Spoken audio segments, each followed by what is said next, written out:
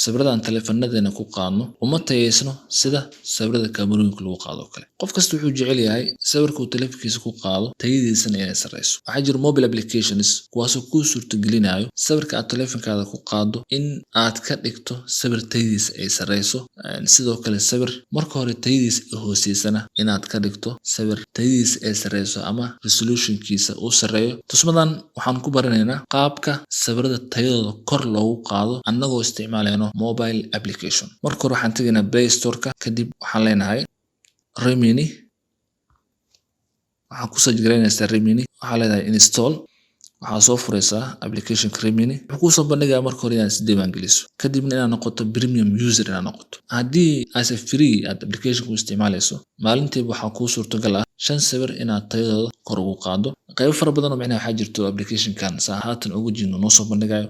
Okay, waxaan leenahay enhance, use it. waxaan soo dooranaynaa sawirka aan doonayno, resolutionkiisa inaan kor u qaadno. waxaan leenahay click on, tigtaas waxaan ku leenahay click. oo process garaynaya markuu dhameeyo wuxuu kuu soo bandhigayaa ads-ka sugaysaa. skip baa leedahay. intaa wixii ka dambeeyo waxaa lagu soo bandhigayaa sawirkaaga oo resolutionkiisa kor loo qaado. kadib waxaa iska leenahay cancel.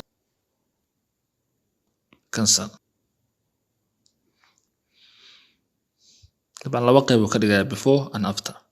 before طبعا sida u jeedaan ayuu ahaa. after kadib markii lagu process gareeyo applicationka high resolution oo ku soo baxsa u jeedaan.